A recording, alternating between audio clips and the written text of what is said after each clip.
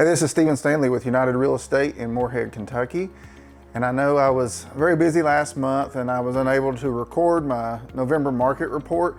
And I know all 4 of my subscribers were just so disappointed, but never fear, I'm making up for it today. So to get started today, we're going to talk about what's coming up in the real estate market over the winter.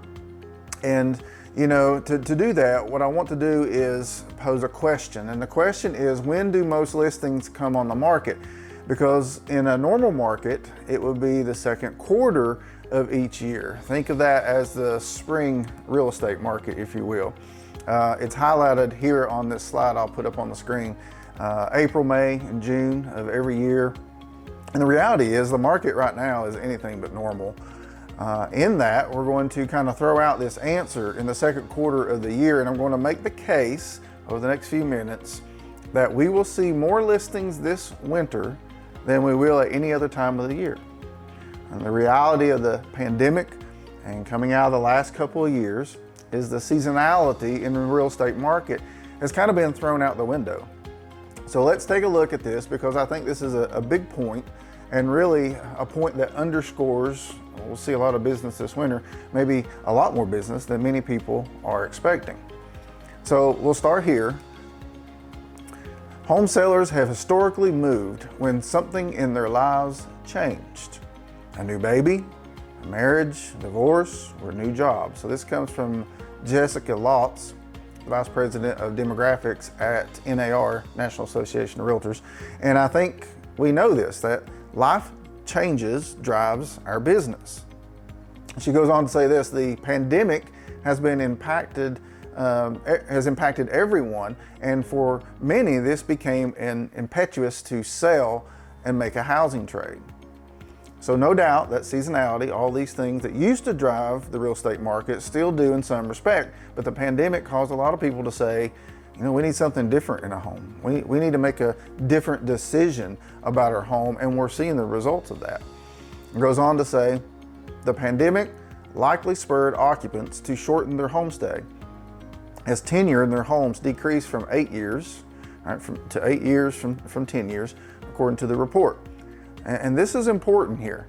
This is the largest single year change in home tenure since NAR began collecting this data. So it's important. Now, if you ask people who's been in the real estate business a long time, they'll tell you, people moved away every, 5, 6 years, 7 years, and that's traditionally how the real estate business ran. But you go through the housing crisis, and after 2008, tenure in homes began to rise, and I'm going to show you what that looked like in just a few minutes. What we're seeing in this new report is we're starting to see that tenure came down. Very interesting as we look at it. Here's what this looks like graphically. Going all the way back to 1985, you see the average about 6 years of someone staying in their home. Go through the housing crisis, people start staying in homes longer, 7, 8, 9, 10 years. The average, just over 9 years in a home over the last, call it 10 years or so. And there are a lot of good reasons for that. A lot of people maybe didn't have the equity to make a move. Maybe they were underwater for a while in their home that they own. Maybe they just said, we're not going to do anything. We're going to try and just pay this house off. We're going to stay here because we saw what happened to people during the housing crisis in 2008. Now, coming out of the pandemic, we're seeing that dip down. Now, I'm certainly not saying that 1 year would make a trend by any stretch of the imagination, but I think we can say that it represents pent-up seller demand in all those years that folks have stayed in their homes. We can say the meaning of home has dramatically changed. We can say there's more equity in homes today than there has ever been before. All of this leading to many people thinking, is now the time to make a move? I do believe that we'll start to see that in the winter months. Let's take a look at what George Ratui at Realtor.com says. He says the pandemic has delayed plans for many Americans and homeowners looking to move onto the next stage of life, and that's no exception. Recent survey data suggests the majority of prospective sellers are actively preparing to enter the market this winter. So going back, a lot of reasons we just talked about, folks thinking about moving. This study is saying that we're seeing a lot of those people preparing to enter the market this winter. And in that study, 65% said they had either just listed or planned to this winter. 93% say they've already taken the steps towards listing their home, including working with an agent. 36% have researched the value of their home and others in the neighborhood, and as well as started making repairs or doing what they need to do to sell their home. And I think today in this market, being prepared, being educated, which is what I'm here for, and then taking action, it's key. Based on this information, my challenge to you over the next few weeks are, what are you going to do with it, right? I think we're going to see more activity among sellers and among buyers than we've seen in quite some time. And if we go back to what we were talking about in the front end of this market report today, seasonality has been thrown out the window in our business coming through this pandemic. There has been 2 phenomenal years in real estate, and I expect another great year next year in 2022. But I think we're going to see a lot of business over the winter. So let's just talk a minute about interest rates. Probably one of the biggest updates or topics that's going to be talked about as we go into the new year is, what's going on with the interest rates. Everybody wants to know that. And the overall outlook is interest rates are going to rise. Yes, they're going to rise. Right now, the average 30-year fixed is around 3.1%. Many are calling for that going up into the next year, make no mistake. But if you were to ask me what's going to happen with interest rates, I think we're actually going to go back to where we were.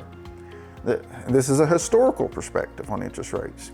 Looking at 2016, 2017, 18, 19, and I'm going to call them normal years in real estate, and we balanced somewhere between 3.5% and 5%. I think that we're headed back there. I think we're heading back into a much more normal interest rate environment. We've seen some phenomenal rates over the last year or so, historical low rates on a 30-year fix, and I think we're going to head back into a time where we were prior to the pandemic. Now, in our business, in the real estate business, a lot of people oftentimes say, well, what's the impact, right, of rising rates on home prices, home sales, all those things? And if rates are going to rise, that means, it's going to mean that we're not going to sell as many homes, right? That's going to mean that the market is impacted. Home prices are slightly impacted by rising mortgage rates. Price appreciation, though, is resistant to rising mortgage rates, and here's why. Mark Fleming, I think, kind of sums this up best. Home price appreciation is resistant to rising mortgage rates, primarily because most sellers would rather withdraw from the market than sell at lower prices, a phenomenon we refer to as downside sticky. So somebody is going to say, okay, if I can't get as much for my home, or my home is not appreciating as fast, we'll just take it off the market, right? And that's what Mark is saying there. So we don't see depreciation in the market. Maybe price is slightly impacted by rising interest rates. The other question is home sales. Are they impacted by rising interest rates? Well, if you go all the way back to 1999, which is what you'll see on this graphic I'll throw up on the screen, where we have interest rates in the line graph and home sales in the bar graph, and we can see home sales aren't impacted by rising mortgage rates. Some people will say, well, hey, interest rates are rising. That's going to mean we're not going to sell, that means we are going to sell less homes. And the question I would have for somebody is, based on what information? Because when you go back and you just look at this historically, which is what I do, it just doesn't pan out. It doesn't prove out.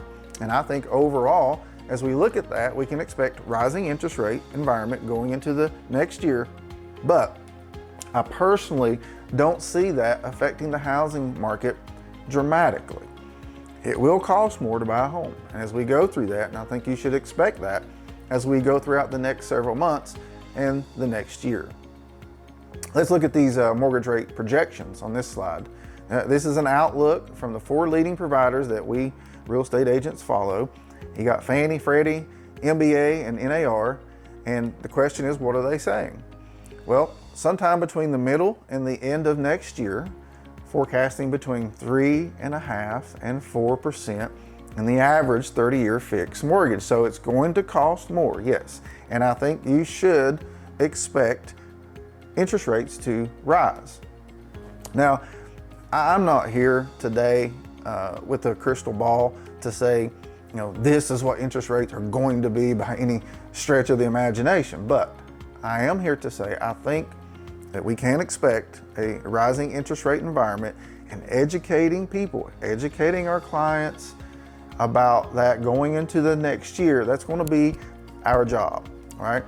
And the second graphic I would recommend that you have on your phone when you're talking to your clients is the home price forecast for 2022. A lot of people are saying, what's going to happen to housing next year? I'm concerned. I'm concerned that, here we go again. And well, forecasters are calling for a 5.1 on average percent appreciation in housing next year. And you see anywhere from 7.5 to almost 3% appreciation on the low side. This is a direct nod to seeing more inventory come in the market. The price always will be dictated by supply and demand in any market, right? So this helps people say, okay, this is what we can expect relative to the housing market going into next year. And the other question that starts to come up and is on people's minds at times like this is the housing market going to crash, right? You probably see news reports about that all the time. And I'm concerned about what I've seen and forbearance and all the things that we know have happened in the real estate business. The bottom line here is that housing sales are forecasted to increase this year and perform very well again in 2022. We always want to remind people that last year in 2020, we sold 6.5 million homes in this country. We're forecasted, get this, to sell more than that this year and more than that next year, leading for the past 2 years, phenomenal years in the real estate market, a very, very good year next year as well. And reminding people of that, right? Just keeping them aware of that is going to be key, right? That's our job as real estate agents, is to educate our clients or our potential clients. The slide here always does a great job to show just where we're at in the real estate market based on months of inventory in the extreme seller's market that we're in. Thinking about selling your home? Well, there's literally never been a better time. And sometimes I know that's like a broken record coming from us, but this graphic just underscores it. It underscores going all the way back to 1999, and it's been a great seller's market for those that have decided to sell.